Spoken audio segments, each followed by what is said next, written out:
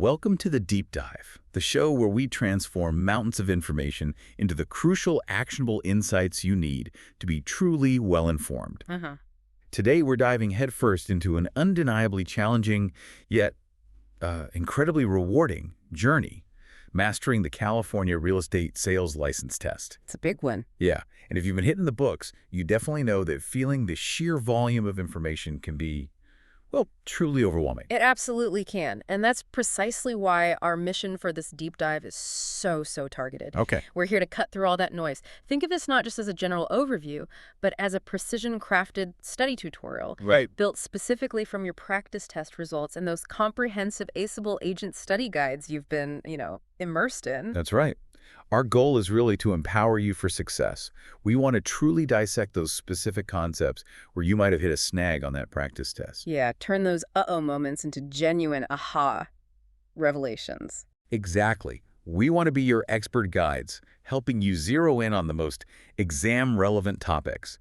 The stuff that Aceable Agent really drills down on. So what does this actually look like for you?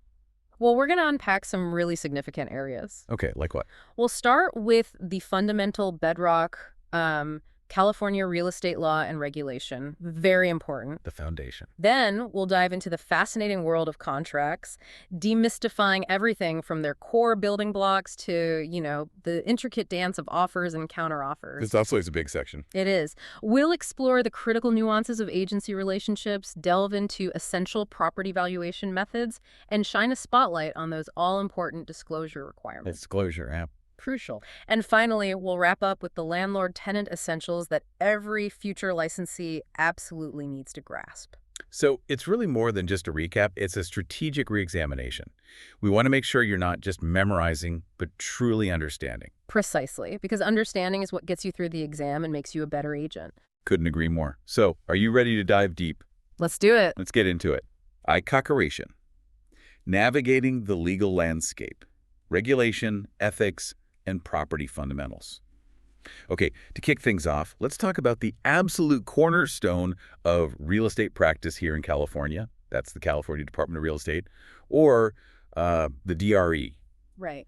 And the professional conduct it demands from every single licensee. This isn't just about passing an exam. This really sets the stage for your entire career. Absolutely. And what's truly fascinating about the DRE, I think, is its dual mission. It's got two sides. Okay. On one hand, it acts as a vital public protector, safeguarding consumers in all real estate transactions, whether they're buying a home or maybe a commercial building. Protecting the public, number one. Number one. But on the other hand, it provides crucial services to licensees. Things like approving education providers, administering licenses, exactly what you're working towards right now, and managing subdivision and consumer needs. This balancing act really highlights the importance of having a meticulously regulated industry. And the DRE isn't just some, passive body watching from the sidelines, are they? They've got some serious authority to back up those goals. Oh, absolutely. They investigate complaints, which, frankly, every licensee hopes to avoid. Definitely. And beyond investigations, their powers are, extensive. They can take formal disciplinary action. Like what? Things ranging from refusing an applicant a license in the first place to restricting an existing license or even suspending or permanently revoking it. Wow, okay. Serious consequences. Very serious. Yeah. It's a powerful deterrent.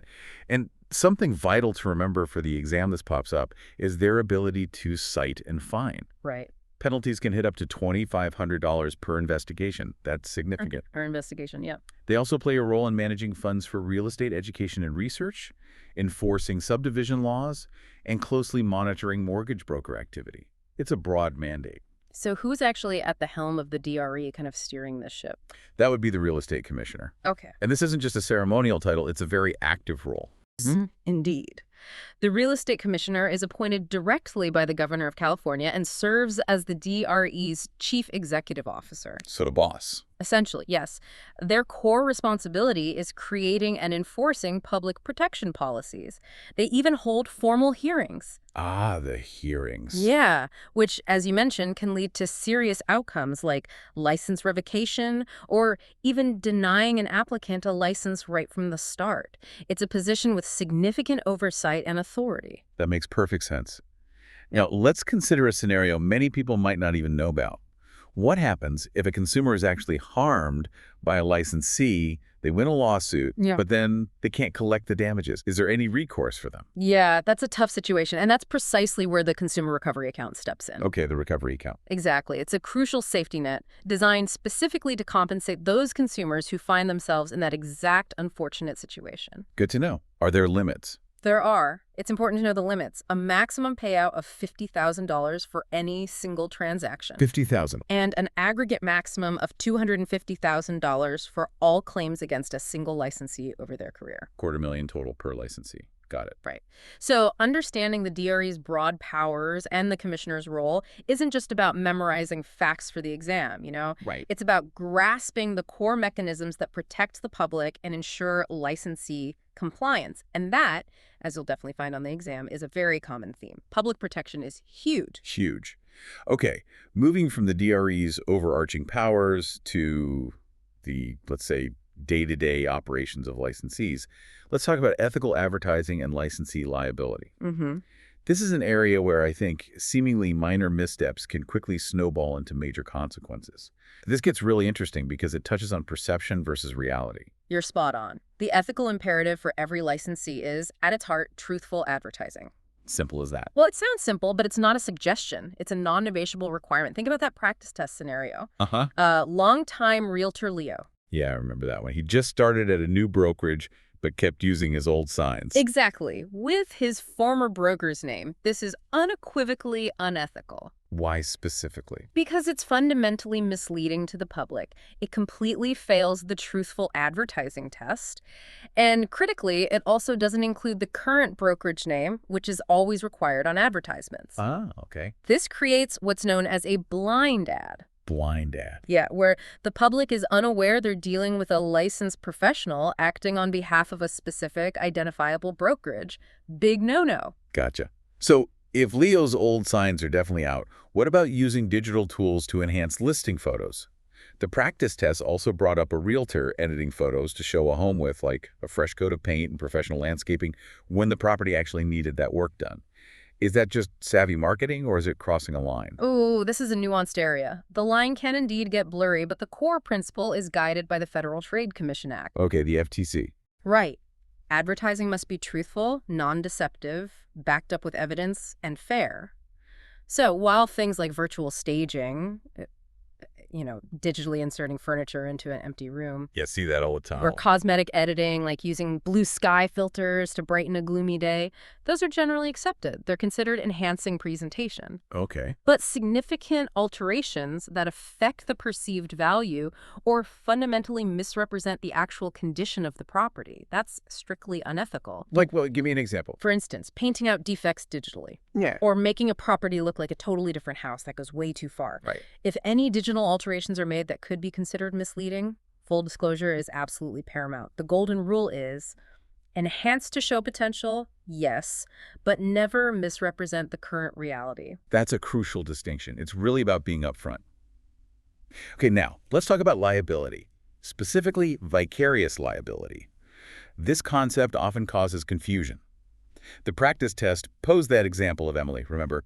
The salesperson who lied to a buyer about roof damage that the seller, Richard, had actually disclosed to her. Who ends up being liable there? Yes, this is a critical point. It really underscores the hierarchy of responsibility in real estate. Vicarious liability basically means that responsible brokers, they're held liable. For what their agents do. For the mistakes, the misrepresentations, even the fraudulent acts of their associate licensees. Wow. Even if the broker wasn't personally aware of what Emily did? Like if they didn't know she lied? Exactly. Yeah. Even if they were completely unaware of the specific misrepresentation, that's the core of vicarious liability. So in Emily's case, both Emily and her responsible broker could absolutely be held liable. Okay, Emily and the broker. But what about the seller, Richard? He told Emily the truth about the roof. Right. If Richard was genuinely unaware of Emily's misrepresentation, meaning he didn't know she lied to the buyer, then he would not typically be held liable. Makes sense. This legal principle isn't just some arbitrary rule. It's the DRE's way of ensuring ethical practice isn't just a bottom-up effort by individual agents, Right. but a top-down responsibility. It places a significant onus on brokers to foster a culture of vigilance, training, and oversight. It tells you the DRE views the broker as the ultimate guardian of public trust. That's a powerful insight into the broker's role. And what about information that licensees are legally prohibited from disclosing? This is another huge one, especially thinking about fair housing laws. The practice test asked, which of the following questions is a licensee legally prohibited from answering? And the answer involved HIV/AIDS status. Yes, this is a direct test of your understanding of protected classes under fair housing laws. A licensee is absolutely legally prohibited from disclosing information related to federally protected classes. Okay, so what falls under that? That includes race, color, religion, sex, sexual preference, national origin, familial status, and disability. And that explicitly includes the HIV/AIDS status of previous occupants. Right, so not material facts you could disclose. Absolutely not. They are not considered material facts that agents can disclose. Doing so would violate fair housing laws and could constitute discrimination. Got it. And what about Megan's Law, the sex offender registry? What's the obligation there? Okay, Megan's Law deals with registered sex offenders. A licensee's obligation is only to alert buyers that an online public registry for registered sex offenders exists. Just point them to the resource. Exactly. You should never investigate or disclose specific information about registered sex offenders yourself. The focus is on empowering the buyer with the knowledge of where to find the resource, not providing the specific sensitive information yourself. This protects both the public and, importantly, the licensee. Okay, that's clear. Moving on to the property itself now. Let's clarify those fundamental classifications. Yeah. Real property versus personal property. And that often tricky concept of fixtures. This impacts everything from what you list to what could potentially become a dispute at closing. Right. At its most fundamental level, real property is the land itself, plus all its improvements, so anything permanently attached, like buildings, fences, decks, and that whole bundle of rights associated with ownership. And it's conveyed by a deed. Conveyed by a deed, correct.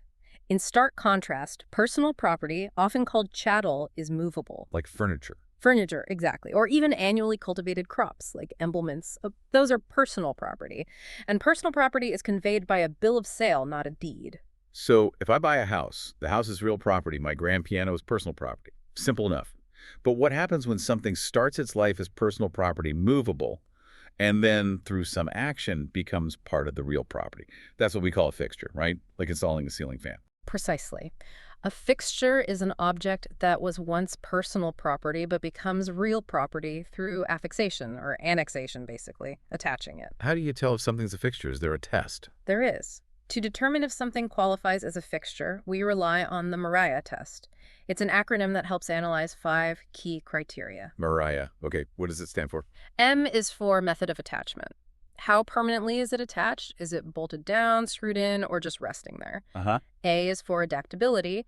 Is it custom fit for the property? Does it specifically serve the property's purpose in a unique way?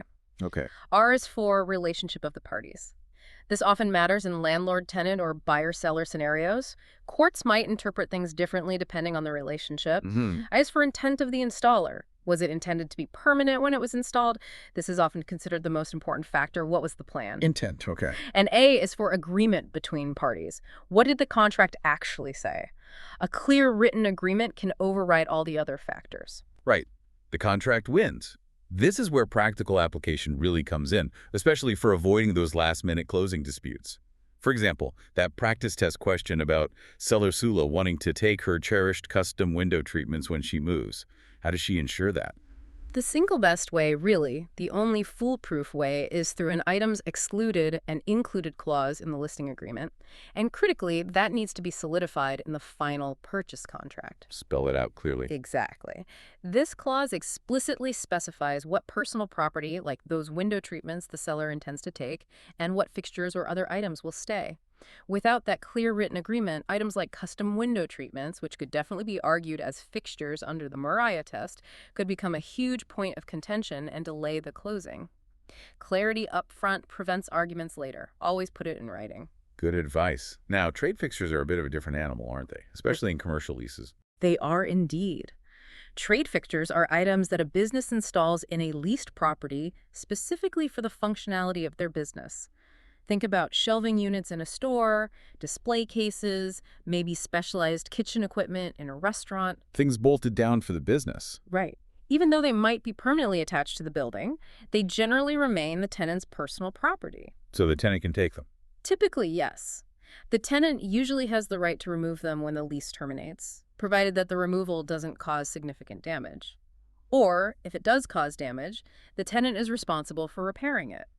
This distinction is absolutely crucial in commercial real estate. It directly affects what the tenant can take with them when they vacate the space. 2. The blueprint of transactions. Understanding contracts. All right, let's shift gears and dive into the very blueprint of all real estate transactions.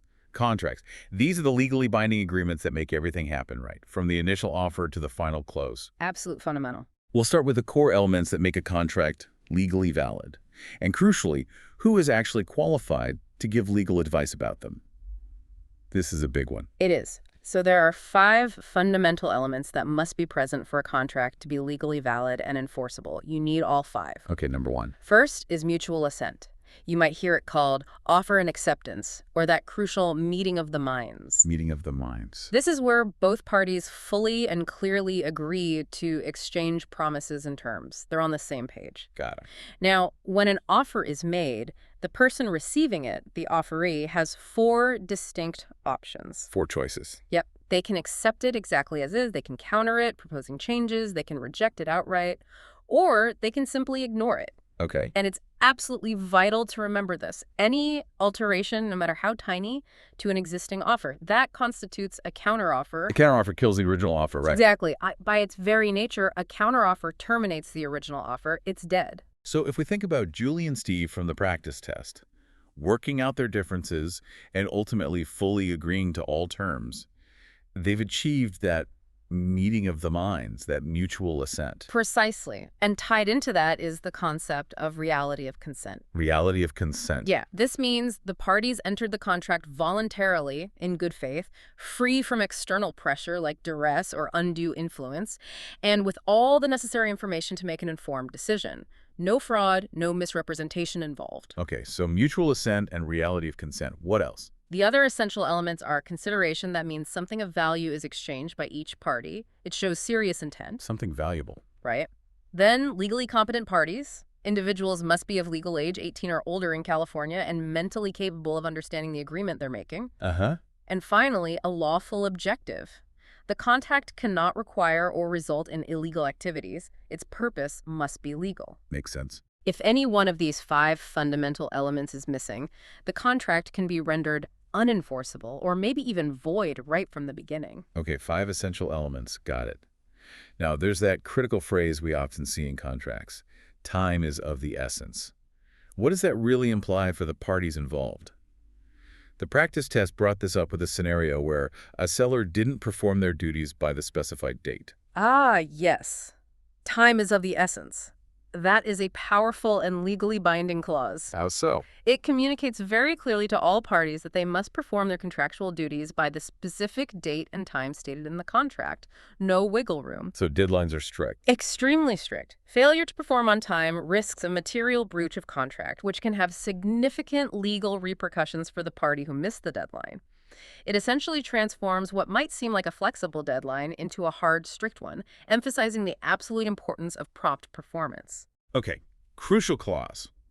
Now here's a critical question, and it's one that often leads real estate licensees into, well, professional jeopardy, who can legitimately give legal advice about a contract. I've seen this trip up many aspiring agents on practice tests. It feels like a trap sometimes. It can feel that way, but the answer is incredibly clear-cut.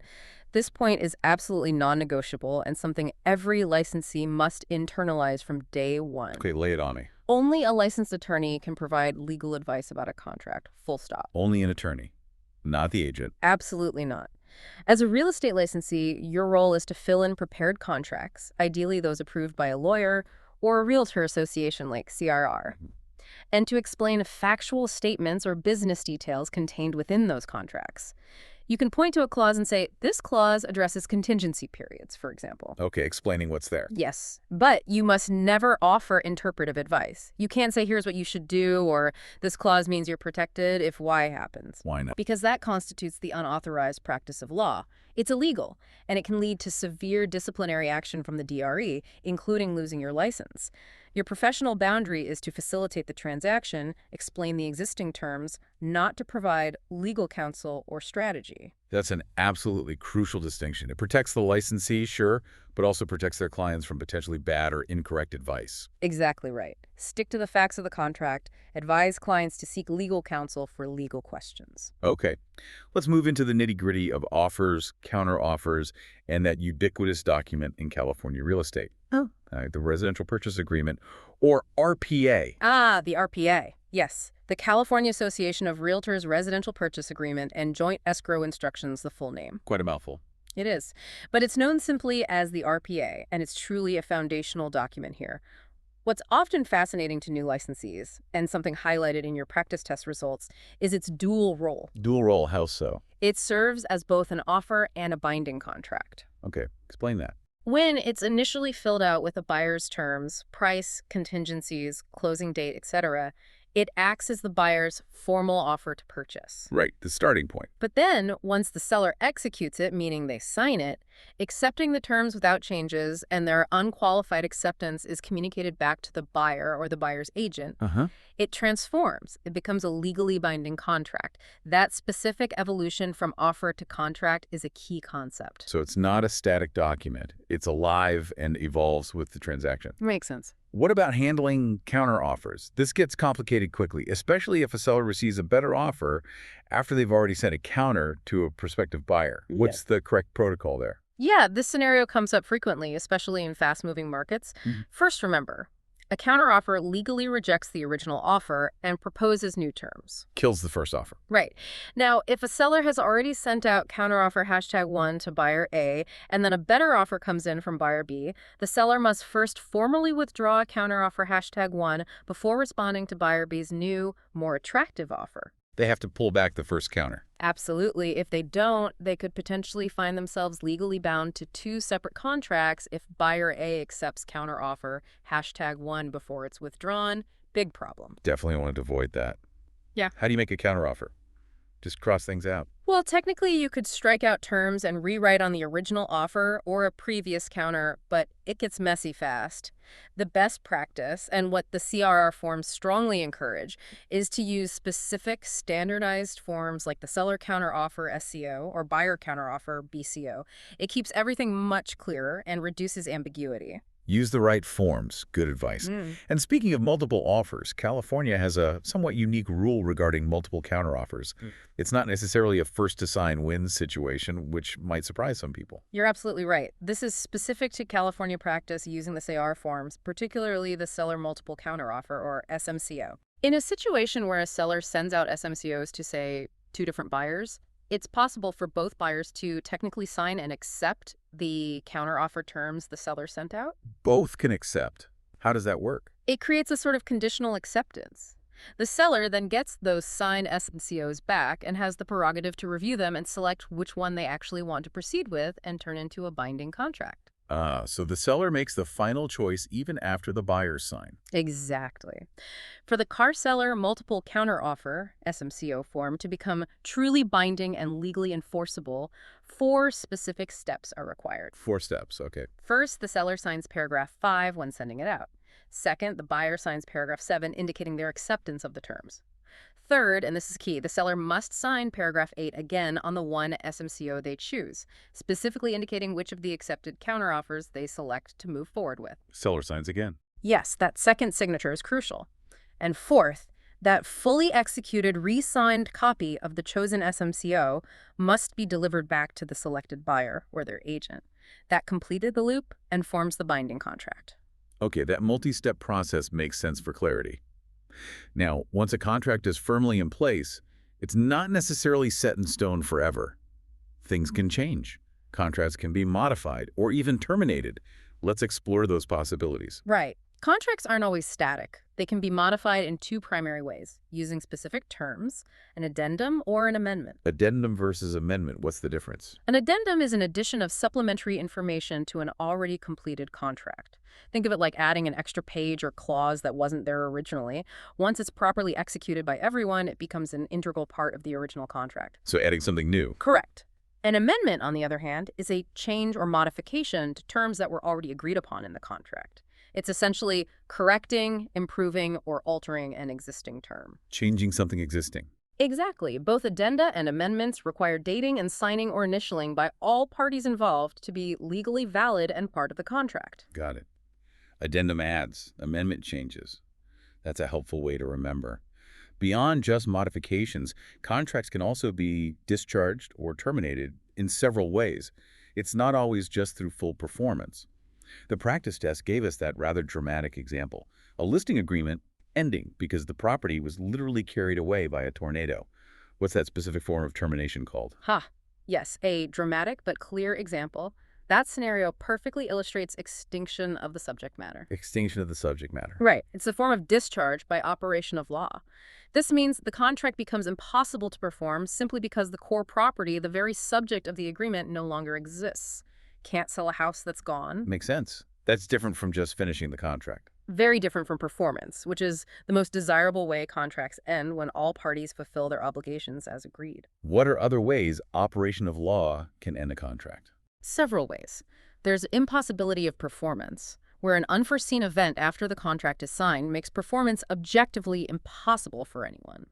The statute of limitations running out can prevent enforcement. If a contract lacked a legal element from the start, it might be void. An unconscionable contract, one that's incredibly unfair, might be voided by a court. Or even the bankruptcy of one of the parties can discharge certain contractual obligations. Okay. And what about discharge by the acts of the parties themselves?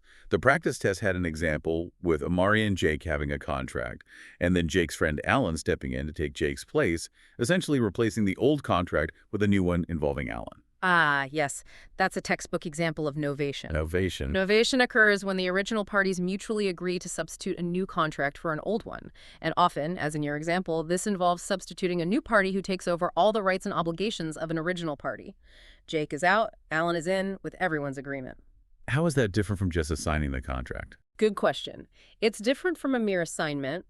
In an assignment, typically only one party's rights under the contract are transferred to a third party. The original party, the assignor, often remains secondarily liable if the new party, the assignee, fails to perform. Novation usually releases the original party completely. Got it. Novation is a full replacement. What other acts of parties can end a contract? Well, there's mutual rescission, where both parties agree to cancel the contract and try to return to the position they were in before the contract existed. There's accord and satisfaction, where parties agree to accept a different performance than what was originally promised to settle the obligation. In agency agreements specifically, you can have revocation by the principal, the client firing the agent, or renunciation by the agent quitting. And of course, breach of contract by one party can lead to termination by the non-breaching party. Understanding these different ways contracts can end is absolutely essential, both for your exam and for navigating real-world practice. 3. The agent's role. Agency relationships and responsibilities. Okay, now let's delve into the agent's pivotal role.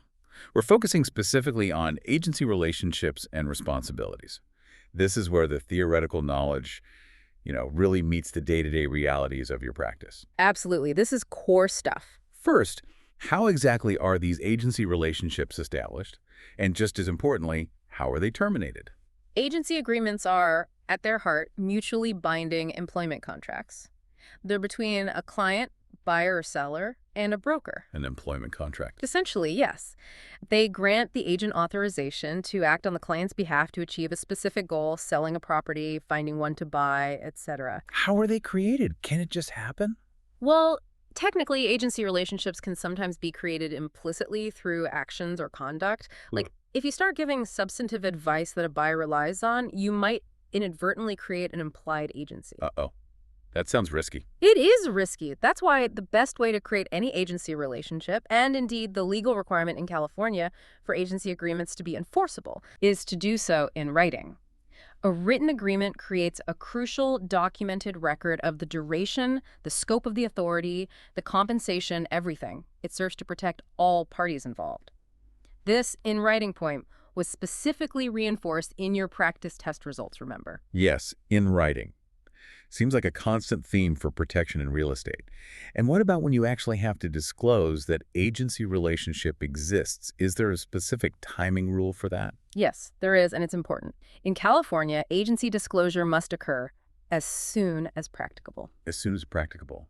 What does that mean in reality? Generally, it means before providing any substantive real estate services. You can have casual conversation, answer general questions about a neighborhood, but once it gets specific. Like talking price or motivation. Exactly. We typically define this point as first substantive contact. That's when discussions move beyond basic pleasantries and start focusing on specific properties, a client's financial qualifications, their needs, or any confidential information. That's the trigger point for disclosure. And there are forms for this. Yes, the California Association of Realtors provides specific forms. There's Form AD, the disclosure regarding real estate agency relationship, which you give to unrepresented parties to explain the different types of agency. And then there's Form AC, the confirmation of real estate agency relationships, which confirms in writing which party or parties the agent is actually representing in a specific transaction. AD and AC. Got it. So once that vital relationship is established in writing and disclosed, how does it end? And what happens if a principal, the client, wants to terminate an agency agreement, maybe even if the agent feels their reasons aren't valid or perhaps seem unfair? Termination, just like creation, must always comply with contract law. But here's the key. When a principal expresses a clear desire to end an agency relationship, the agent must immediately comply. Immediately. Yeah. Even if the agent thinks they're wrong. Immediately. This means stopping all marketing activities for that client, taking down signs, removing lockboxes, ceasing representation. Even if the agent believes the reasons for termination are unfounded or that they're being treated unfairly, their primary duty under agency law is to obey their client's lawful instructions. Wow. Obedience is key. It is. Now, just like creating the agreement, termination should always be formalized in writing. This creates a record and should clearly reflect any agreed-upon termination fees that might have been stipulated in the original listing or buyer representation agreement. So written termination is best practice. Absolutely. While the most desirable way to end an agreement is by full performance, the property sells or the buyer buys, understanding these other termination methods like client revocation is crucial for real-world scenarios. Okay. Moving on to the very core of agency. Fiduciary duties. This is the heart and soul of the agent-client relationship, isn't it? Yeah. And it's often summarized with that acronym, OLDCR. Let's break down each component. Yes, OLDCR. It's a great way to remember the fundamental fiduciary duties owed by an agent exclusively to their clients. These duties are what elevate the relationship beyond just a simple service contract. Okay. First, obedience. You must scrupulously follow all legal and ethical instructions from your clients. Remember, the clients are the ultimate decision makers regarding their property and their transaction goals. Loyalty. This is huge. You are obligated to represent your client's best interests, even if those interests conflict with your own interests or those of other parties. Your loyalty must be undivided. Okay, D. Disclosure. Also paramount. You must proactively reveal all material facts relevant to the transaction to your principal, your client. A material fact is anything that could potentially influence their decision. Like what? Give me an example related to the practice test. Okay, remember the scenario about the home inspection revealing new defects and the buyer backing out. If that happens, those newly discovered defects are now known material facts to the seller. So, the seller must update their written disclosure statements, like the real estate transfer disclosure statement, PDS, with this new information before the property is marketed to any future potential buyers. The agent has a duty to advise the seller of this obligation. It's about ongoing disclosure of known facts. Wow, okay, that's a critical point about updating disclosures. Yeah. C. Confidentiality. You must keep all client information private. This includes their motivations, financial situation, negotiating position, anything they shared in confidence.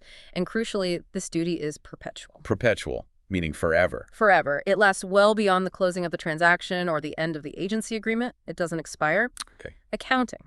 This involves the meticulous and proper handling of all client funds and property entrusted to you. This is where rules against commingling come in. Commingling missing funds, right? Yeah. Exactly. Mixing the broker's personal or business funds with client trust funds. Big no-no. And even worse is conversion, which is actually spending client funds for something other than their intended purpose. Basically, theft. Definitely avoid those. What about timelines for deposits? For earnest money deposits, for instance, there's generally a 3-day rule in California. Once an offer is accepted, the funds usually need to be deposited into a trust account, or escrow, within 3 business days. And brokers can only keep a small amount of their own money, like up to $200, in the trust account strictly to cover bank fees, or earned commissions for a very short period, like 25 days, before transferring them out. Strict rules. It's very strict. And finally, R. Reasonable care. You must act with competence and diligence. Use your skills and knowledge to the best of your ability, providing the professional service expected of a licensed real estate professional. Don't be negligent. Oldie car. Obedience, loyalty, disclosure, confidentiality, accounting, reasonable care. Got it. So, thinking about the practice test again, there was that scenario with Dom, the agent whose client asked him not to show the house while they were on vacation. Was respecting that request ethical, given Dom wants to sell the house? Yes, absolutely ethical. Dom acted entirely correctly. That falls directly under the fiduciary duties of obedience and loyalty. How so? The client is the ultimate decision maker regarding access to their property.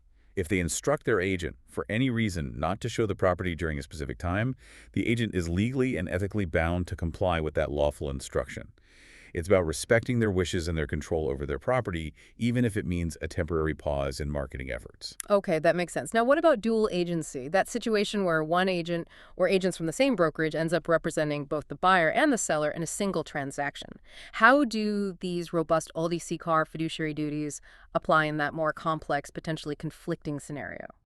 Dual agency. Yes, it definitely presents significant limitations on those standard fiduciary duties. Limitations. Yes. While the dual agent still owes a fundamental fiduciary duty of utmost care, integrity, honesty, and loyalty to both the buyer and the seller, the very nature of representing opposing sides means the agent cannot provide the same level of undivided loyalty or full disclosure to either party as they would in a single agency relationship. You give an example. Sure. A dual agent cannot reveal confidential information, like a buyer's top offering price, to the seller, nor can they reveal the seller's lowest acceptable price to the buyer. Doing so would clearly harm the other party they also represent, so that full loyalty and complete disclosure aspect is inherently compromised. So how is dual agency even allowed then? It's allowed in California, but only with the explicit, informed, and written consent of both the buyer and the seller. This is confirmed using those CR forms we mentioned earlier, Form AD and Form AC, where the parties acknowledge and agree to the dual agency relationship and its limitations.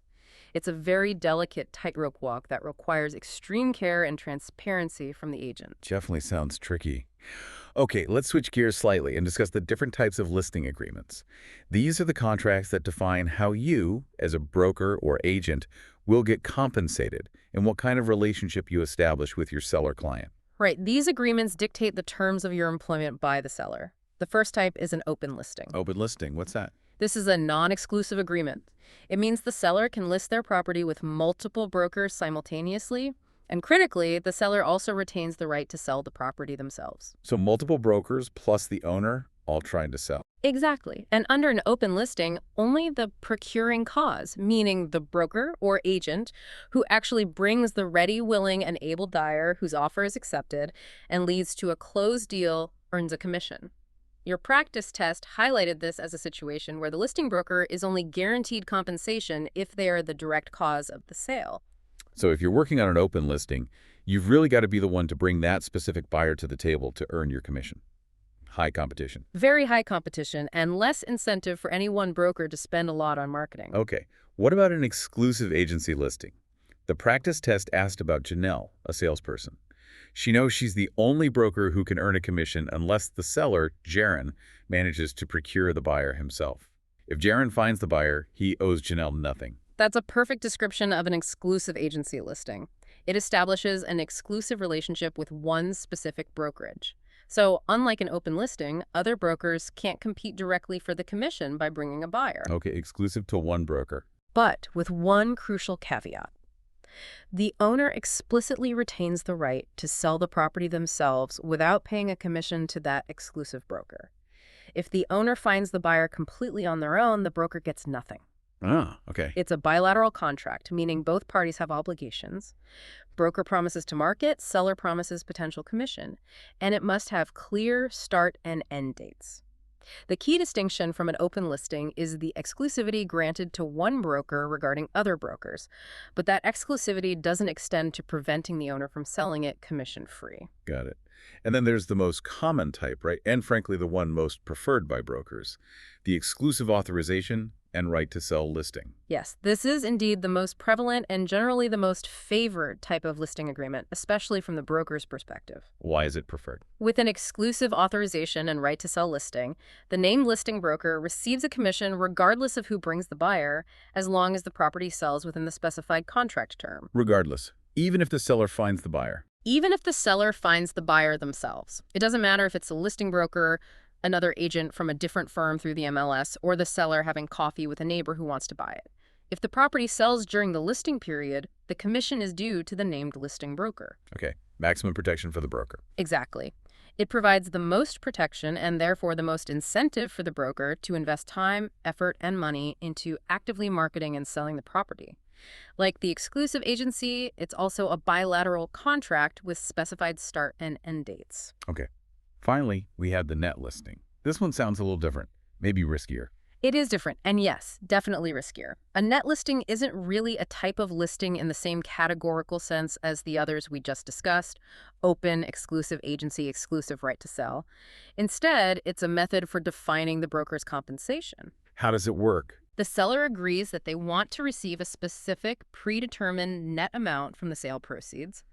The broker's commission then becomes whatever amount the property sells for above that predetermined net figure the seller wants. So if the seller wants $300 a get and it sells for $320, the broker gets $20. Exactly.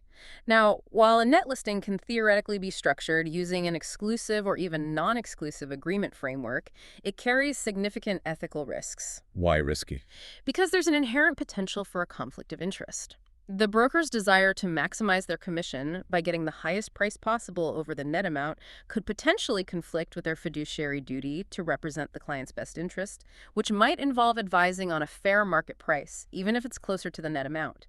It can create temptation to undervalue the property initially to the seller to ensure a larger commission spread later. Many states heavily regulate or even prohibit net listings because of these ethical concerns. California allows them, but they require careful handling and full disclosure. Good to be aware of the risks there. Okay, beyond agreements with sellers, we also have buyer representation agreements. The practice test made it clear.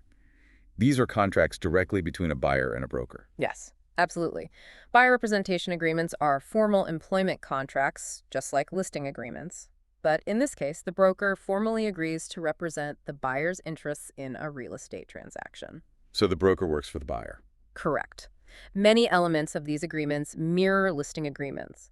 They outline the specific services the broker will provide to the buyer, like identifying properties, advising on offers, negotiating, etc. And they also detail the buyer's corresponding obligations. Like what? What does the buyer have to do? Things like working exclusively with that broker for a specified time or geographic area, acting in good faith, and providing timely proof of their financial ability to purchase when making offers. These agreements serve to formalize the buyer-agent relationship, establishing clear fiduciary duties, oldie there again, owed by the broker to the buyer, just as they would be owed to a seller under a listing agreement. It clarifies roles and expectations. 4.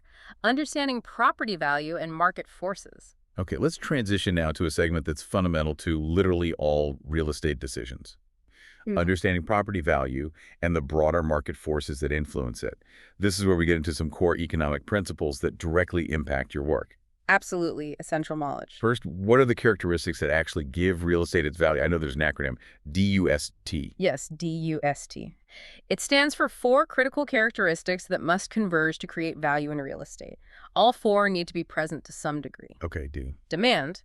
Simply put, people have to want the property. There needs to be a desire for it in the market. Utility. The property must be useful. It has to be able to serve a desired practical function or purpose, like being habitable as a home or suitable for a business. Scarcity. Value is influenced by supply. Limited availability of similar properties in a given market tends to increase the value of those that are available. If something is rare, it's often more valuable. Indeed. Transferability. This one is crucial and often overlooked.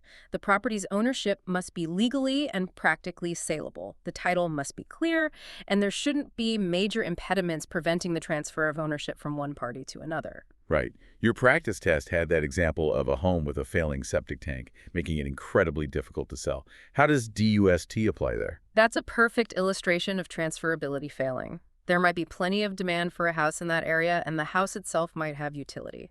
It might even be somewhat scarce. But if the failing septic system creates a legal or financial barrier so significant that title can't easily or legally be transferred, or a lender won't finance it, then the lack of transferability severely undermines its market value. Ah, so one missing piece can drag the whole value down. Exactly. The true aha with DOSD is recognizing that a property can have immense demand and utility. But if it lacks just one of these elements, like transferability due to a major issue, its market value can plummet. It shows how interconnected these factors are. That's a powerful way to think about it. So, DDUST helps us understand intrinsic value characteristics. How do the broader forces of supply and demand specifically play out in housing markets? The practice test gave us that vivid scenario of a major employer moving into a small town. Oh yeah, that's a classic economic principle in action, and it directly, often dramatically, impacts real estate values. In housing markets, supply and demand have a fundamental inverse relationship. Inverse, meaning opposite effects. Right. So if a major employer moves to a small town, like in the example, what happens? It immediately causes an influx of people needing housing and usually brings significant economic growth. This directly increases the demand for housing. More people wanting houses. Exactly. And at the same time, it usually reduces the available supply of homes for sale as people quickly buy or rent what's available. Less inventory. Right. So high demand, low supply. What's the immediate result? Prices go up. Prices are driven up, often quite rapidly. This creates what we call a seller's market. Sellers have the advantage. Okay. And the opposite. Conversely, if demand falls, maybe a major employer leaves town or there's an economic downturn and the supply of available homes increases, then prices will likely go down. That leads to a buyer's market, where buyers have more leverage. Understanding this dynamic is absolutely key to accurately assessing market trends and advising your clients effectively. Absolutely. Now, before we go any further, it's really vital to clarify three terms that are frequently used interchangeably, sometimes incorrectly, but possess distinct meanings: value, price, and cost. Yes, this distinction is fundamental in real estate appraisal and analysis. They are not the same thing. Okay, let's break them down. What is value? Value, specifically market value, which is usually what we mean in real estate, is the theoretical estimated selling price of a property. It's what a property should sell for under typical, normal market conditions, assuming an arm's length transaction between a willing buyer and willing seller, neither under duress. It's an educated estimate, often determined by an appraiser or through a CMA. So, an estimate of worth. What's price? Price is the actual amount of money that is paid for a property in a specific transaction. It's the concrete number that appears on the sales contract and the closing statement. It's what it actually sold for. The final number. And cost. Cost refers to the actual expenditure, the dollars spent to acquire, build, or develop something. Think about the cost of land, materials, labor to construct a house. It often has little direct relationship to current market value or price, especially for older properties. Can you give an example to tie them together? Sure. Imagine a brand new house. The cost to build it, land, materials, labor, might have been $400,000. The builder might list it with a price of $480,000, hoping to make a profit, but due to current market conditions and comparable sales, an appraiser might determine its market value is only $460,000. A buyer might then negotiate and agree on a final sales price of $455,000. See how all three can be different numbers for the same property? Yes, that clarifies it perfectly. Cost to build, price as paid, value estimated. Great. Now, two crucial tools used constantly for estimating property value are the comparative market analysis, or CMA, and the more official appraisal. They serve different purposes and are performed by different people. Correct. They're both valuation tools, but they differ significantly. Let's start with the CMA. Okay, CMA. What is it? Who does it? A comparative market analysis, CMA, is a report prepared by a real estate licensee, an agent, or broker. Its purpose is to estimate a property's likely market value or potential selling price. How does it do that? It achieves this by comparing the subject property, the one you're trying to price, to similar homes that have recently sold. These are called comparables or comps. It also looks at properties currently listed for sale and sometimes expired listings in the same geographic area. And agents usually provide this for free. Generally, yes. It's often provided free to potential seller clients to help them decide on a listing price, or to buyer clients to help them decide on an offer price. However, while incredibly useful, a CMA is considered less detailed and less formally reliable than a professional appraisal. How do you pick good comps for a CMA? What makes a best comp, like in that practice test example? Good question. Choosing the best comps is crucial for an accurate CMA. You're looking for properties that are similar, very close in size, square footage, number of bedrooms and bathrooms, age, and architectural style. Proximate, located nearby, ideally within the same neighborhood or subdivision, usually within about a quarter-mile or half-mile radius, depending on the area density. Recent, sold recently, ideally within the last 3 months, but sometimes up to 6 months if necessary. The more recent, the better indicator of current market value, arm's length. Sold in a typical market transaction, not a foreclosure, short sale, or sale between family members, which might not reflect true market value. So in that practice test example, why was the 3-bed, 2-bath condo sold 6 months ago a quarter-mile away considered the best comp among the choices? Right. It likely came down to balancing those factors. Even though it might have had one less bath or sold slightly longer ago than another option, its close proximity, quarter-mile, and identical property type condo probably made it a more reliable indicator of value for the subject condo than, say, a single-family house sold yesterday 5 miles away, or a condo with vastly different features sold a year ago. You weigh the similarities and differences. And you often have to make adjustments to comps, right? Yes, absolutely. It's rare to find perfect comps. So you make adjustments to the comp sales price to account for differences between it and the subject property. If the comp has a feature the subject doesn't, like a pool, you subtract value from the comp's price. If the subject has a feature the comp lacks, like an extra garage bay, you add value to the comp's price. You're trying to make the comp look more like the subject property. Got it. Now, when you're looking at multiple offers for a seller, a CMA helps suggest a listing price initially. But what's that tool that helps the seller truly understand their potential net proceeds, their bottom line from each specific offer? The practice test asked about this specifically. Yes. That's where a net sheet, sometimes called a seller net sheet or estimated closing statement, becomes an absolutely indispensable tool. Net sheet. What does it show? A net sheet is a crucial financial projection prepared by the agent for the seller. It takes a specific offer price and then deducts all estimated closing costs, things like commissions, escrow fees, title insurance, prorated property taxes, loan payoff amounts, any seller concessions agreed to in the offer, etc. So it shows the walkaway money. Exactly. It provides a clear estimate of the walkaway amount, the actual cash the seller would likely receive at closing from that specific offer. When a seller has multiple offers, preparing a net sheet for each one allows them to compare the offers not just on the gross offer price, but on the net financial impact. It empowers much more informed decision-making. Super helpful tool. Now, contrast all that with an appraisal. This sounds far more formal and regulated. It is indeed. An appraisal is an official, unbiased estimate or opinion of value for a specific property as of a particular date. It's performed for a fee, typically paid by the buyer or borrower. And who does it? Not the agent, right? Absolutely not.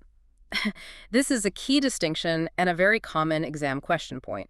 An appraisal must be performed by a state-licensed or certified appraiser. They have specific training, ethical standards, like U.S. PEP Uniform Standards of Professional Appraisal Practice, and are supposed to be impartial third parties. So Realtor Bob, in that practice test scenario, asked to appraise a commercial building. He couldn't do it legally. Correct.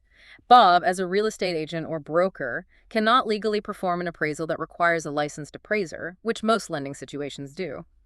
He acted ethically and correctly by disclosing his lack of appraisal expertise and license up front and recommending or consulting an actual licensed appraiser for assistance. Trying to do it himself would have been the unauthorized practice of appraisal.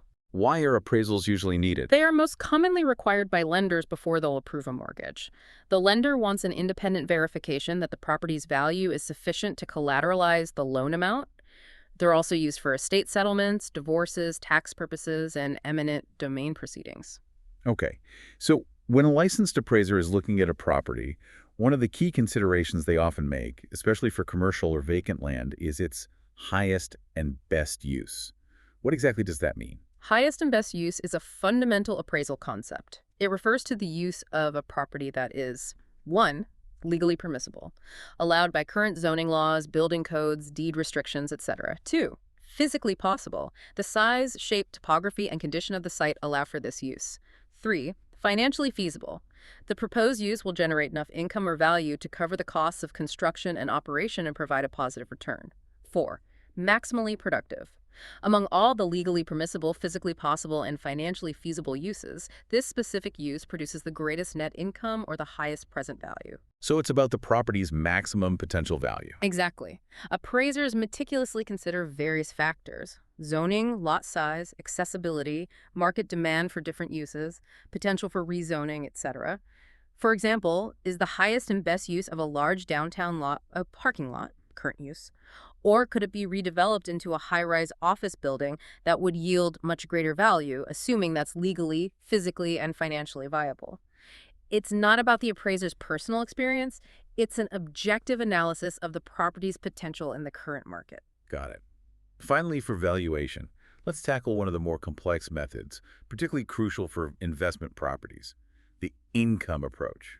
This is typically used for specific types of properties, and the calculations were definitely a focus on the practice test. All right, buckle up for some numbers. Yes, the income capitalization approach, or simply the income approach. It's primarily used for commercial or income-producing properties like apartment complexes, shopping centers, office buildings, industrial warehouses. Properties that generate rent. Precisely. It's a powerful method that essentially converts the income a property generates into an estimated value. And understanding the specific income metrics involved is absolutely crucial for investors and for passing the exam. These calculations pop up frequently. Let's start with potential gross income, or PGI. The practice test had that question about the Lara View apartment complex, and calculating its PGI involved annualizing vacant apartment rents. Let's walk through that again. Okay. Potential gross income, PGI, represents the total rental income a property would receive if it were 100% leased all year long at market rents, with no vacancies or collection losses. It's the absolute maximum potential income from rents. How do we calculate it using the Lara View example? Say it has $460,800 annually from already rented units, and 3 vacant units: a 2-bed at $2,500 a month, a studio at $1,000 a month, and a 3-bed at $2,800 a month. Right. First, you need the total potential monthly income from the vacant units. So add them up. $2,500 plus $1,000 plus $2,800 plus $2,800, $1,600 per month. Okay, $6,300 monthly for the vacancies. Next, you must annualize that potential vacant rent income. So $6,300 per month times 12 months equals $75,600 per year. $75,600 annually from potential rent on vacant units. Exactly. Finally, add the actual annual income from the currently rented units to the potential annual income from the vacant units. $460,800 plus $75,600, $536,400. That $536,400 is Lara View's PGI. Got it. Calculate potential annual rent for vacancies, add it to actual annual rent from occupied units, then we move to effective gross income, or EGI. The practice test involved APA arms for this calculation. How do we get to EGI from PGI? Effective gross income, EGI, takes the PGI and adjusts it for the reality of vacancies and collection losses. It also adds in any other income the property generates besides rent. Okay, so it's more realistic than PGI. Much more realistic. It's calculated by taking the PGI, subtracting an allowance for vacancy and credit losses, usually based on market rates or historical performance, and adding any other income, like from laundry facilities, parking fees, vending machines, late fees, etc. Let's use the APA arms example from the test. PGI was $589,300. Typical vacancy rate is 5%, and it makes $4,200 a year from laundry. Okay. First, calculate the estimated income lost to vacancy. $589,300 PGI times 0.05, 5% vacancy rate, $29,465. $28,465 lost to vacancy. Right. Now, calculate the EGI, $589,300 PGI minus $29,465 vacancy loss plus $4,200 other income, $564,035. That's the effective gross income for APA ARM. This is the key metric that investor Ian cared most about for true profit after day-to-day expenses in that Iron Hotel example.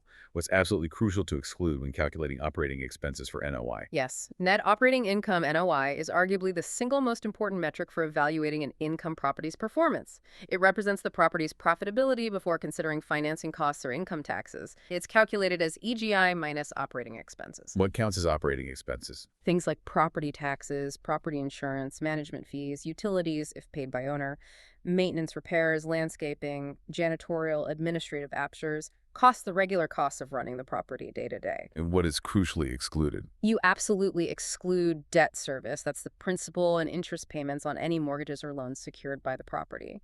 You also exclude depreciation. It's a non-cash accounting expense, income taxes paid by the owner, and capital expenditures or replacement reserves. funds set aside for major future improvements like a new roof or HVAC system.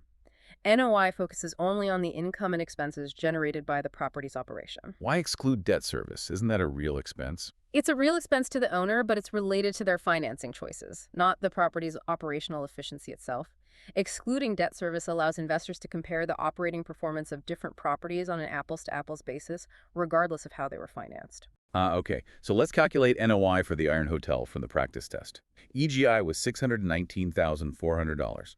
Operating expenses were $10,500 for lawn care, $87,340 for staff salaries, and $800 for minor repairs. Okay.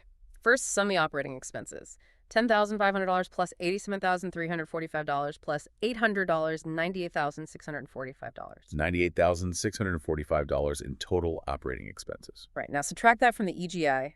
$619,400 EGI, $98,645 operating expenses equals $520,755. EGI minus operating expenses, including debt service, CapEx, etc., equals NOI. Got it. And from NOI, we can calculate the capitalization rate, or cap rate. The practice test asked about a building that sold for $500,000 with an NOI of $25,000. How do we find the cap rate? The capitalization rate, cap rate, is a rate of return on a real estate investment property based on the income it's expected to generate. It's often thought of as the investor's potential return if they paid all cash for the property. It shows the relationship between the property's NOI and its value or price. How is it calculated? The basic formula is cap rate equals net operating income, NOI of value or price. We often remember the relationship using the acronym IRV. Income equals rate X value. If you rearrange that to solve for the rate, it's rate income value. Okay, IRV. So for the example, NOI is $25,000, value is $500,000. Right. So cap rate equals $25,000, NOI $500,000, value 0.05. 0.05, which is 5%. So the capitalization rate for that property is 5%. This metric is incredibly useful for investors to quickly compare the potential return of various investment properties. A higher cap rate generally indicates higher potential return, but often higher risk, while a lower cap rate suggests lower return and potentially lower risk. cap rate equals NOI value. Simple enough. Finally, the gross income multiplier, or GIM. This sounds similar to the gross rent multiplier, GRM, but the practice test highlighted a common pitfall, forgetting to annualize monthly income. Let's re-examine that $400,000 condo example. Yes, this is a frequent trap on exams. The gross income multiplier, GIM, is a rough measure of value. It's a ratio calculated by dividing the property's price or value by its total annual gross income. This includes rental income plus any other income sources. How is it different from GRM? The gross rent multiplier, GRM, typically only considers the rental income, whereas the GIM considers all sources of gross income. And critically, both GIM and GRM must use annual income figures. Okay, so the common mistake is using monthly income. Exactly. People forget to multiply the monthly income by 12. Let's look at that $400,000 condo example from the test. It had a combined monthly income of $2,400 from rent, plus $200 from laundry. This total monthly income is $2,400 plus $200 plus $2,600. Correct. Now here's the crucial step. You must annualize that monthly income before calculating the GIM. So $2,600 per month times 12 months equals $31,200 annual gross income. $31,200 annual income. Got it. Only then can you accurately calculate the GIM. $400,000 price and $200 annual gross income, approximately 12.82. So the GIM is 12.82. Right. If you had mistakenly divided $400,000 by the monthly income of $2,600, you would have gotten a completely wrong, much larger number. Always remember, GIM and GRM require annual income. It's a small step that makes all the difference. V, transparency and protection, disclosures, and property condition. Okay, let's move into a segment that is absolutely critical, both for consumer protection and, frankly, for keeping you as a future licensee out of legal hot water. Disclosures and property condition. Transparency is just paramount in real estate transactions, isn't it? Paramount is the right word. Failure to disclose properly is one of the biggest sources of lawsuits against agents and sellers. Let's start with the essential property disclosures. What's the main one in California? The cornerstone of property condition disclosure for residential properties in California is the Real Estate Transfer Disclosure Statement, universally known as the TDS. The TDS. This is a statutorily required written disclosure form that must be completed by the seller of most residential properties. typically 1 to 4 units. Its fundamental purpose is to compel the seller to detail all known material facts about the property's condition. What kind of facts? It covers a wide range: the condition of fixtures, appliances, structural components, awareness of any defects or malfunctions in electrical, plumbing, heating, cooling systems, issues with the roof, foundation, windows, knowledge of environmental hazards like asbestos or lead paint, neighborhood noise problems, past repairs, any lawsuits affecting the property. It's quite comprehensive. It's designed to give the buyer as much information as possible about what they're actually purchasing based on the seller's actual knowledge. Now, there's a common misconception among sellers, right? That if they list a property as is, they don't have to bother filling out the TDS or disclosing defects. The practice test touched on this with Latoya listing her home as is. What's the absolute truth there? Is as is a shield. Absolutely not. This is a significant and dangerous point of confusion that licensees must clarify for their seller clients. It is vital to understand this. Listing a property as is does not relieve the seller of their legal obligation to complete the TDS and disclose any known material defects. So as is doesn't mean buyer beware for hidden stuff. Not for things the seller knows about. The as-is clause generally means the buyer agrees to accept the property in its current observable condition, warts and all, and likely won't ask the seller to make repairs for issues they can see or discover during inspections. But it does not excuse the seller from their duty to disclose significant hidden defects or problems they are actually aware of, like a known foundation crack or a persistently leaking roof. Latoya, in that practice test scenario, still must complete and provide that transfer disclosure statement. There's no way around it legally. Good to know. As is doesn't negate disclosure duties for known defects. What happens if, for some reason, the TDS is delivered late? Maybe the seller drags their feet and it's given to the buyer after an offer has already been made and accepted. Does the buyer still have recourse? Yes, absolutely. The law provides protection here. If the real estate transfer disclosure statement, TDS, is delivered to the buyer after they've already executed an offer to purchase, the buyer is granted a specific legal right. Right. They have the right to cancel or rescind their purchase agreement within 3 days after receiving that disclosure form in person, or 5 days if it was delivered by mail. This provides a crucial window of protection, giving the buyer time to carefully review any newly received, potentially impactful information about the property's condition and decide if they still wish to proceed with the purchase based on that new info. 3 days if delivered in person, 5 if by mail. Got it. We also need to distinguish clearly between latent defects and patent defects. What are they, and what's the disclosure obligation for each? Okay, good distinction. Latent defects are structural or other significant defects that are hidden. They are not detectable by an ordinary, reasonable inspection by the buyer. Think of something like faulty wiring inside the walls, or mold hidden behind drywall, or unstable soil beneath the foundation. Stuff you can't easily see. Exactly. For these latent defects, sellers and their listing agents have a clear legal duty to disclose them if they have actual knowledge of them. Failure to disclose known latent defects is a major legal risk. Okay. And patent defects? Patent defects, conversely, are defects that are obvious and easily discoverable upon a reasonable inspection. Think of a large crack in the living room wall, a broken window, heavily stained carpeting, or a clearly damaged fence in the backyard. Stuff you can easily see. Right. Now, while sellers technically should disclose all known defects regardless of whether they're latent or patent, the legal liability for failing to disclose a patent defect might be somewhat less. Why? Because the buyer could reasonably be expected to discover these obvious issues themselves during a viewing or inspection. But best practice is disclose everything known. Absolutely. The absolute best practice and the safest course of action to avoid future disputes and lawsuits is always for the seller to disclose all known defects, whether they seem latent or patent. Transparency is key. So when we're talking broadly about required disclosures, what precisely falls into that category? The practice test asked for an example of a required disclosure, contrasting it with things that are prohibited from disclosure, like that HIV/AIDS status question. Right. The core principle is that defects and malfunctions related to the physical condition of the property or its systems are generally required disclosures if known by the seller. So the example from the practice test, a defective sprinkler system, falls squarely into that category. It's a malfunction of a system attached to the property. Other examples? A leaky roof, plumbing issues, problems with the furnace or air conditioning, foundation cracks, malfunctioning built-in appliances, known pest infestations, anything that materially affects the property's value, desirability, or safe use. And contrast that with prohibited disclosures again. Right. Information like a seller's or a previous occupant's HIV/AIDS status, or their race, religion, sex, familial status, those are protected classes under fair housing laws, and disclosing them is legally prohibited.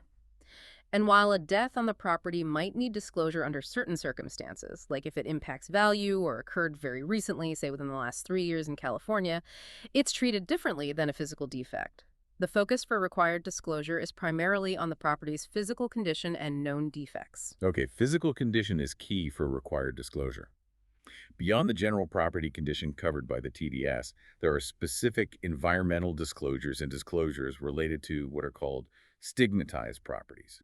These can also have a significant impact on a property's value and desirability, sometimes in surprising ways. Absolutely. Environmental hazards are a major concern. For homes built before 1978, for example, there's the Federal Residential Lead-Based Paint Hazard Reduction Act, known as Title X. Lead paint, right. What does Title X require? It requires sellers and landlords of pre-1978 homes to 1.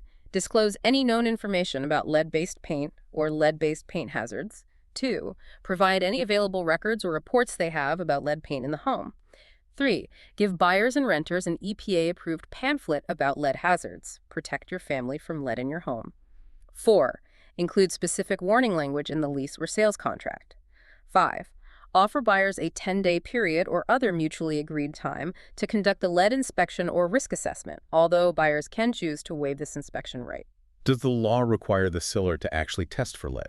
No, that's a crucial point. No federal law actually requires the owner to test for the presence of lead or to remove it. The law focuses squarely on disclosing known information and providing the opportunity for the buyer to investigate further if they choose. Got it. Disclosure of known info, not mandatory testing. What about those tiny destructive house eaters, termites?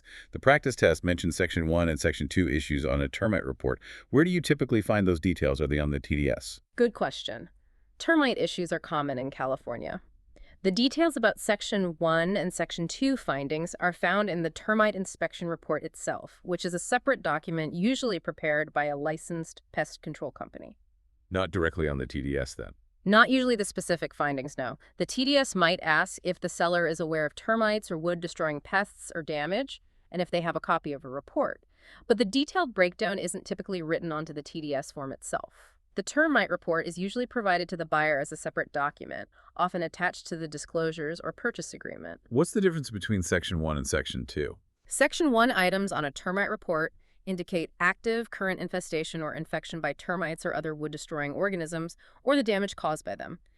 These findings usually require immediate treatment or repair, especially for lender requirements. Section 2 items indicate conditions that are deemed likely to lead to future problems or infestation if not corrected. Think of things like excessive moisture in a crawl space, wood debris near the foundation, or wood-to-soil contact. These are potential future issues, not necessarily active infestations right now. Section 1 is active damage now. Section 2 is potential problems later. Okay. We also have what are called specially regulated areas and stigmatized properties. What needs to be disclosed about those? Right. Properties located in specially regulated areas require specific disclosures. These are areas identified by government agencies as having particular natural or environmental hazards. Like what kinds of zones? Common examples in California include designated special flood hazard areas, requiring flood insurance, very high fire hazard severity zones, earthquake fault zones, or seismic hazard zones.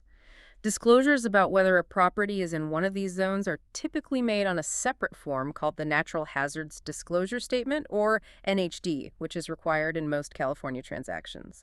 Sometimes disclosures about proximity to airports, industrial facilities, or military bases might also be required depending on local ordinances. NHD for natural hazards. Got it. And then there's stigmatized properties. The practice test touched on this, but it's worth reinforcing what that means in the disclosure obligation. Stigmatized properties are properties where the value or desirability might be negatively impacted by events or circumstances that are unrelated to the physical condition or features of the property itself.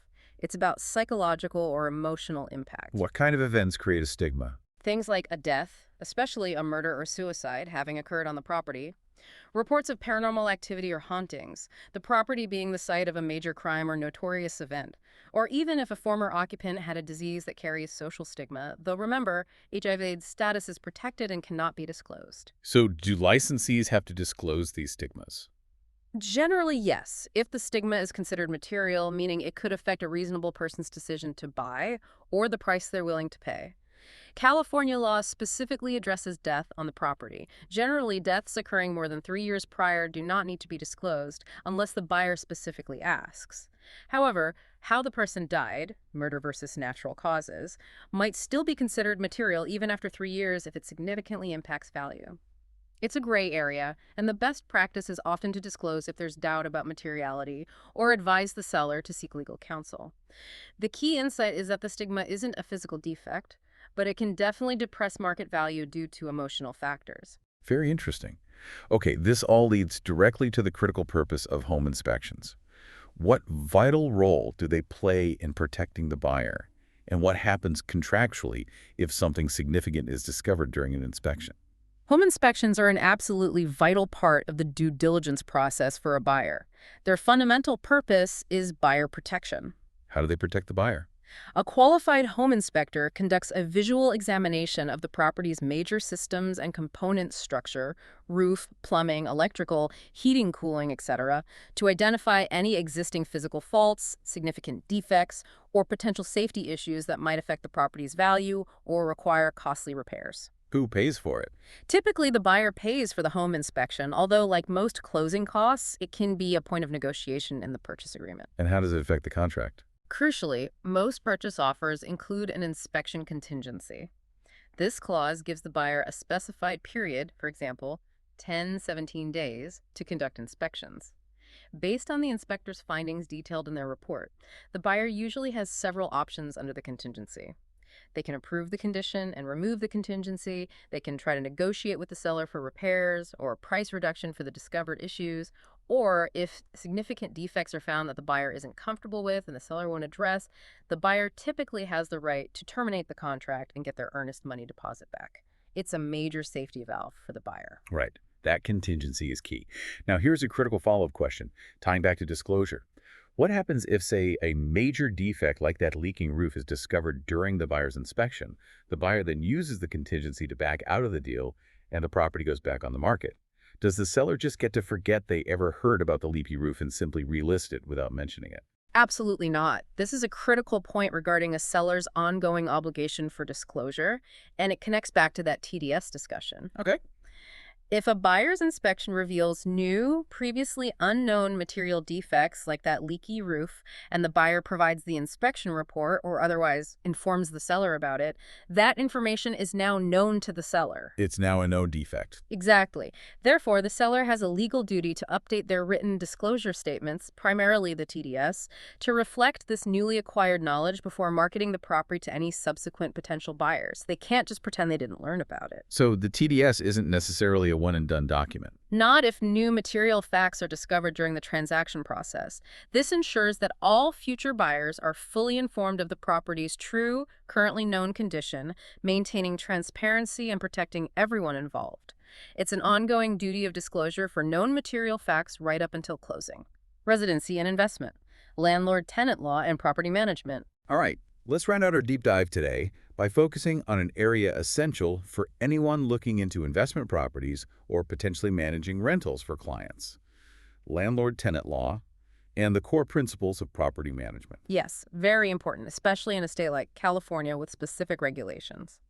Let's start with the basics. What exactly is a leasehold estate, and how does it differ from owning property? And what are the main types? Okay, the key distinction here is fundamental. A leasehold estate grants a tenant the right to possess and occupy a property for a defined period, but it does not grant ownership rights. It's a temporary right of possession. Right, occupancy, not ownership, like renting an apartment. Exactly. This is in contrast to a freehold estate, like fee simple ownership, which signifies actual ownership of the property itself. The lease agreement is the legal contract that establishes the terms of this temporary right to occupy, usually in return for periodic rent payments. Got it. And there are different types of leasehold estates. The practice test gave us Enrique's lease, which started November 1st and ended November 1st of the following year, with no notice needed to terminate. What type of lease is that specific example? That's a classic example of an estate for years, also sometimes called a tenancy for years, or a tenancy for a specific term. Estate for years? What defines it? It is characterized by having a definite specific start date and a definite specific end date identified in the lease agreement. It could be for 1 year, like Enrique's, or 5 years, or even just 6 months. The key is the fixed termination date. And crucially, it automatically terminates on that specified end date without either party needing to provide any formal notice to the other. The end date itself serves as the notice. So no automatic renewal there. It just ends. What are the other types of leasehold estates? Okay, next is an estate from period to period, also known as a periodic tenancy. This lease has a fixed period like month to month, week to week, or sometimes year to year. But unlike an estate for years, it automatically renews at the end of each period unless one party gives proper advance notice to terminate. Like a typical month-to-month rental agreement. Exactly, that's the most common example. Then there's an estate at will. This is a less formal arrangement where a tenant occupies the property with the landlord's consent, but there's no definite term or specified rent, period. Either the landlord or the tenant can terminate the lease at any time, usually with some statutory notice required, but the core idea is it lasts only as long as both parties will it to. More flexible, less defined. Right. And finally, there's an estate at sufferance, or tenancy at sufferance. This occurs when a tenant who was originally in lawful possession of the property remains after their lease term expires without the landlord's consent. A holdover tenant. Precisely. They are often called a holdover tenant. They are technically trespassing at this point because their legal right to occupy has ended, but they haven't yet been formally evicted. The landlord is suffering their presence. 4 types. Estate for years, fixed term, auto ends. Estate from period to period, renews until notice. Estate at will, indefinite, ends anytime. Estate at sufferance, holdover without consent. Got it. Beyond the types, what are the core elements required for any lease agreement to be considered legally valid in California? Well, while California hasn't adopted the Uniform Residential Landlord and Tenant Act, URLTA, wholesale like some states, its own comprehensive laws cover similar ground. Generally, for a lease to be valid, it needs capacity to contract. Parties must be legally competent adults, 18 plus. A clear statement of the term. How long does the lease last? Start and end dates, or the period for a periodic tenancy. A demising clause. This is the legal language where the landlord grants possession to the tenant, an adequate description of the premises, clearly identifying the specific property being leased, address, unit number, etc. An adequate description of the premises. Requirement to be in writing if the lease term is 1 year or longer. This is due to the statute of frauds. Though, honestly, it's always pet practice to have any lease in writing. An adequate description of the premises. Signatures from both the landlord or their agent and the tenant. An adequate description of the premises, clear specification of the rent amount, when it's due, and how it should be paid. Use provisions. Any restrictions on how the property can be used. Use provisions. Clear delineation of maintenance and repair responsibilities for both landlord and tenant. And finally, a lawful objective. The lease terms cannot require or involve illegal activities. Okay, that covers the essentials. Now let's delve into landlord and tenant responsibilities, including some really key California legislation like the California Tenant Protection Act of 2019, AB 1482. That act made some pretty significant changes statewide, didn't it? It certainly did. AB 1482, the Tenant Protection Act, brought in major statewide changes, although some local rent control ordinances might be stricter. It had 3 main impactful provisions affecting many, but not all, rental properties in California. Okay, number 1. First, it established a requirement for landlords to have just cause for eviction after a tenant has lived in the property continuously for 12 months or more. Just cause eviction. Meaning, the landlord can't terminate a tenancy arbitrarily just because the lease period ended, if it's periodic, or just because they feel like it. They need a valid, legally recognized reason. These fall into 2 categories. At fault, just causes, like failure to pay rent, significant lease breach, creating a nuisance, criminal activity, or no fault, just causes, like the owner intending to occupy the unit themselves or move an immediate family, withdrawing the property from the rental market, or needing to comply with a government order requiring vacancy. No-fault terminations often require relocation assistance payments to the tenant. So much harder to evict long-term tenants without a solid reason. What was the second provision? Second, it placed a statewide cap on annual rent increases. Landlords subject to the law can only raise the rent each year by 5% plus the local rate of inflation, CPI, or a maximum of 10%, whichever is lower. This provides significant protection against huge, sudden rent hikes. 5% plus CPI, capped at 10% total. Okay. And the third main point. Third, the Act explicitly states that tenants cannot waive these rights in their lease agreement. Any lease clause attempting to make a tenant give up their just cause or rent cap protections is void and unenforceable. The law ensures these protections are firmly in place. That's significant protection for tenants. Now, what about a landlord's right to enter the tenant's unit? Can they just show up and walk in whenever they want? No, absolutely not, except in very specific circumstances.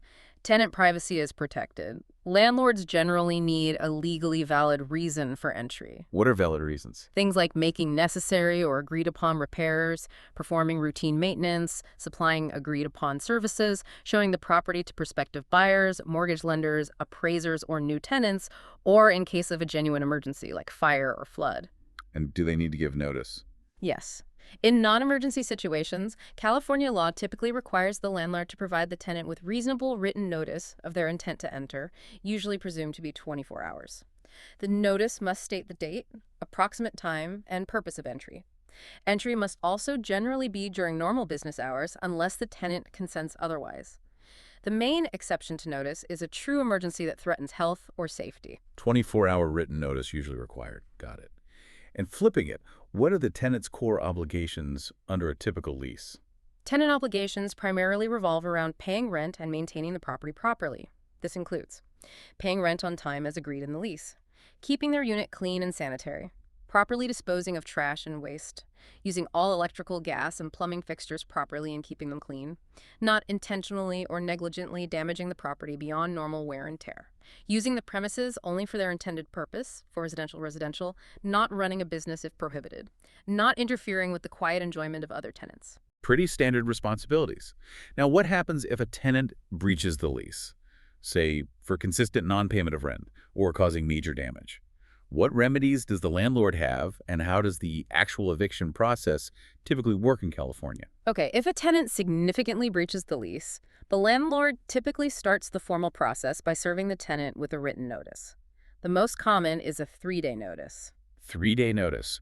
To do what? It depends on the breach. It could be a 3-day notice to pay rent or quit, if rent is unpaid, a 3-day notice to perform covenant or quit if they violated a lease term, like having an unauthorized pet, giving them 3 days to fix the violation or move out.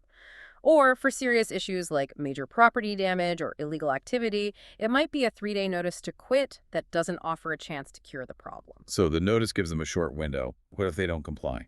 If the tenant doesn't comply with the notice within the 3 days, for example, doesn't pay the rent, doesn't get rid of the pet, doesn't move out, the landlord cannot just change the locks or throw their stuff out. That's illegal self-help eviction.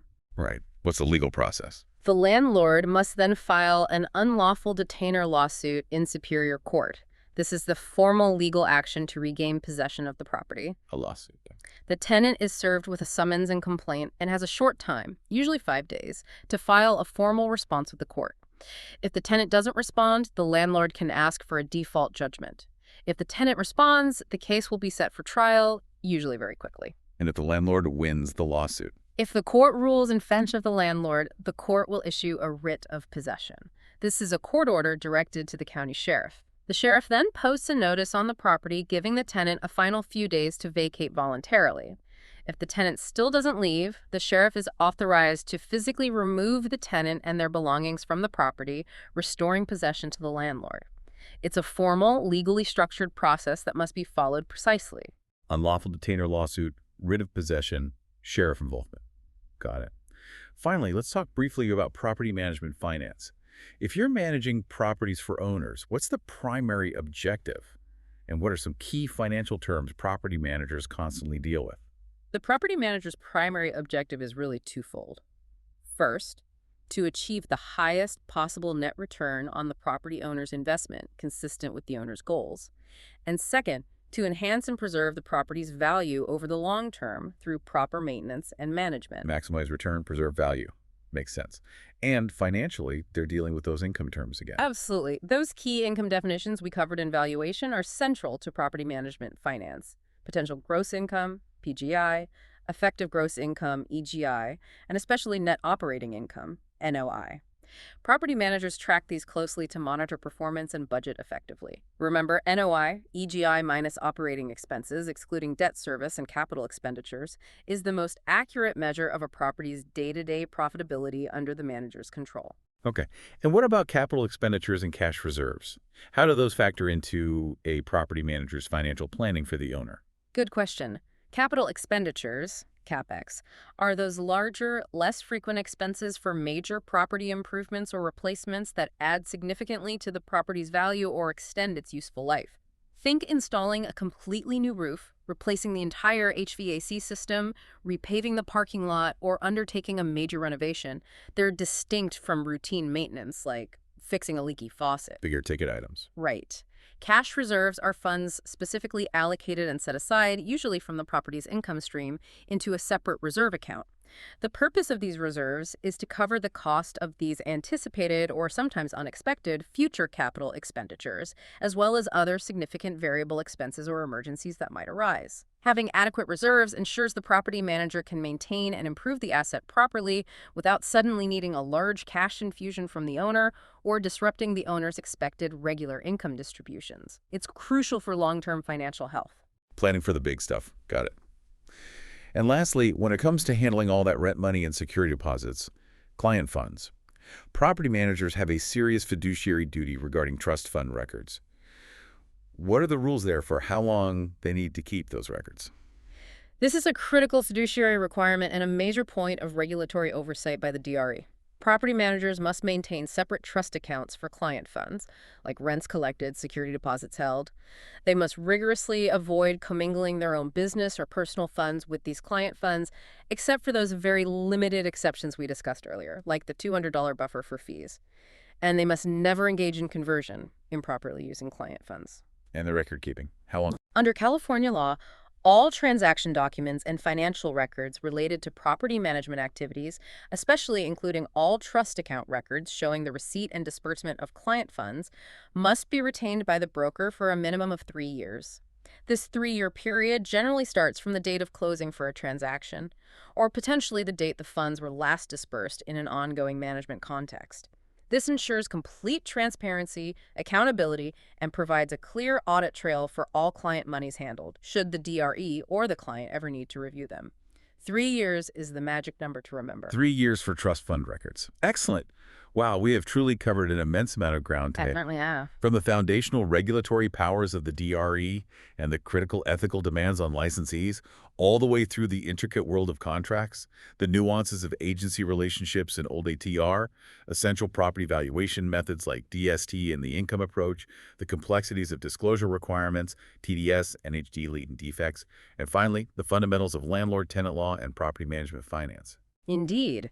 And understanding these challenging areas, especially the ones you might have stumbled on in practice, drawing from those Aceable agent guides, it directly contributes not only to your success on the California real estate sales license test, but, maybe more importantly, to building a really robust foundation for your entire future real estate career. It's not just test prep. Not at all. Yeah. Mastering the DRE's regulations, really dissecting contract clauses, internalizing your fiduciary duties as an agent, knowing how to apply valuation methods, and understanding disclosure laws inside and out. These aren't just about memorizing answers. They're about developing the practical competence and the ethical backbone you absolutely need for real-world success and avoiding problems down the line. That's spot on. Confronting these difficult concepts, now really wrestling with them, builds confidence and deepens your understanding far beyond just rote memorization. You're really developing the strategic insight necessary to navigate complex real-world scenarios that will come up. Couldn't agree more. So, as you prepare to become a licensed professional, here's something to think about. Beyond simply passing the test, how will your deep understanding of these nuanced details, from the precise legal meaning of time is of the essence in a contract to the subtle but crucial ethical implications of a single photo edit, how will that deep understanding truly differentiate you as an agent? How will it help you better protect your future clients in a world that seems increasingly filled with information, but maybe not always integrity? That's a great question to ponder. It's about professionalism and trust. Exactly. Well, that brings us to the end of this deep dive. Thanks for joining us. My pleasure. Good luck with your studies.